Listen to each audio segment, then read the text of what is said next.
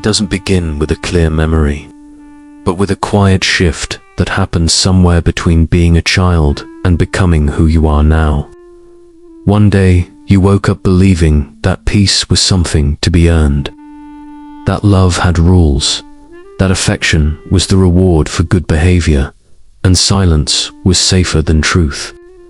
Maybe it was the look in your father's eyes when you spoke too loud, or the heavy silence from your mother when she felt disappointed.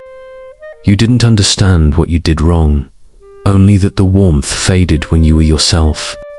So you promised, somewhere deep inside, to never make that mistake again. That's where the seed of people-pleasing is planted, not out of kindness, but out of survival. When the air around you taught you that belonging depended on keeping everyone else calm, your body learned that harmony was your job. You became the fixer, the peacemaker, the one who could sense tension before it turned into conflict. You learned to smile through anger, to nod through exhaustion, to apologize for existing too loudly.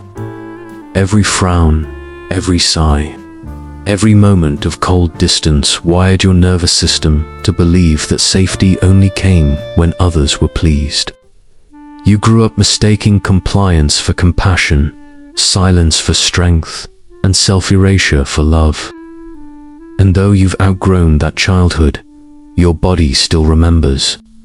It still tenses when someone's disappointed. It still fears that saying no will make love disappear. That's not weakness, that's conditioning. You were never fragile for needing peace. You were simply taught that love could vanish if you weren't careful. You learned to predict moods like weather, to sense emotional storms before they arrived, to read people like maps that might lead to safety. Over time, you became fluent in everyone else's emotions except your own. You carried the weight of other people's happiness on your back, mistaking it for kindness.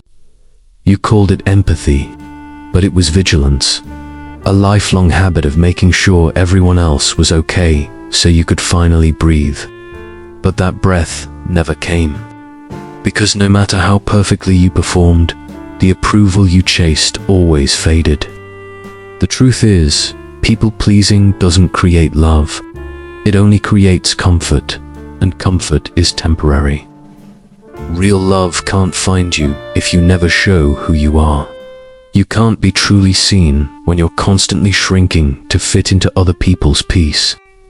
That's why so many people-pleasers feel lonely even when surrounded by friends. They're present, but invisible. They give endlessly, hoping someone will finally give back, not realizing they're trapped in the same cycle that once kept them safe as children. Healing begins when you stop mistaking self-abandonment for generosity. When you start noticing the small betrayals, saying yes when you mean no, apologizing just to avoid silence, explaining yourself until your truth disappears. Those aren't gestures of kindness. They're echoes of fear. But here's the thing about fear. It can be unlearned. The body that once trembled at rejection can be taught to feel safe in honesty.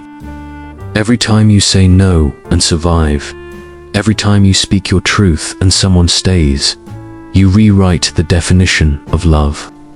You begin to see that boundaries aren't barriers. They're bridges to real connection. It's terrifying at first, like walking into a storm without an umbrella. You'll feel guilt, you'll feel the pull to fix. You'll want to run back to the comfort of pretending. But courage isn't the absence of fear. It's choosing truth even when fear screams louder. The more you honor your truth, the quieter that fear becomes.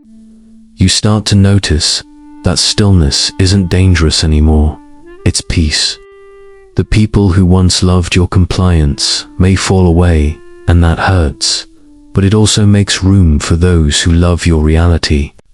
Healing from people-pleasing is grieving what you lost to keep everyone else happy, the childhood where you had to earn affection, The relationships that only survived because you carried them.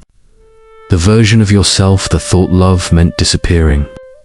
But grief is not weakness. It's the sound of you coming back to life. Slowly, you start saying yes to rest, yes to honesty, yes to imperfection.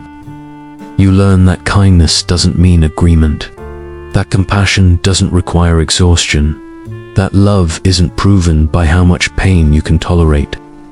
You realize that peace built on performance was never peace, it was control. Real peace comes from showing up exactly as you are and letting others decide if they can meet you there. Some won't. That's okay. You were never meant to be everyone's calm. You were meant to be your own. And when you stop trying to be perfect, when you stop begging for space in rooms that shrink you, you start to see something beautiful. The right people don't need you to perform. They love you because your truth makes them feel safe to be truthful, too. That's what real connection is. Honesty meeting honesty. And the greatest irony is that when you finally stop trying to please everyone, you become easier to love because authenticity is magnetic. So, when that familiar urge rises to fix, to smooth, to smile through pain, pause. Ask yourself, what does my truth need right now? Because that voice inside, the one that trembles but still speaks, that's your freedom calling. You don't need to silence it anymore. You don't need to earn love anymore. You were never unworthy. You were just misunderstood by a world that taught you to shrink. But now you know better. You can choose honesty over harmony, truth over approval, love over fear. Because peace was never something you had to earn from others. It's something that's been waiting for you all along, buried beneath the roles you played to survive. And when you finally choose yourself, not out of rebellion, but out of remembrance, that's when you stop being a shadow in someone else's story and become the author of your own. That's the moment you stop being a people pleaser and start being free.